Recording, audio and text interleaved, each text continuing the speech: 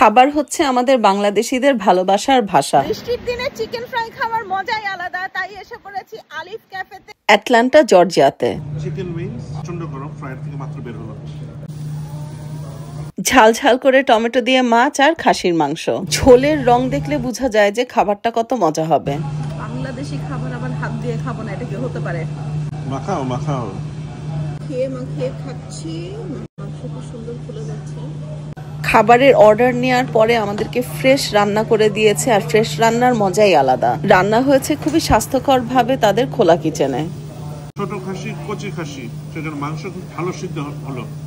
এটা ওই রকমই মজাদার। রেয়াজি পিস, হালকা চর্বি দেওয়া, কিন্তু বেশি চর্বি না, কারণ কচি খাসি। রূপচাঁদা সাইজটা দেখেন, অর্ধেক সাইজ আমার চেহারার সমান। মশলাদার, সলিড, ফ্রেশ। এই যে মাছটা দেখেন, ভিতরে একদম ধবধবে সাদা। এটাই হচ্ছে সিগনেচার, যেটা ফ্রেশ মাছ, একদম ধবধবে সাদা। খুবই তাজা মাছ, তাজা, খুবই তাজা মাছ। মাছের মাথা, বাঙালিদের ফেভারিট হচ্ছে মাছের মাথা।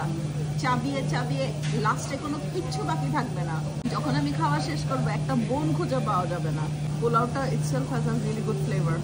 ভিডিওটি ভালো লাগলে সঙ্গে থাকুন। Bye bye.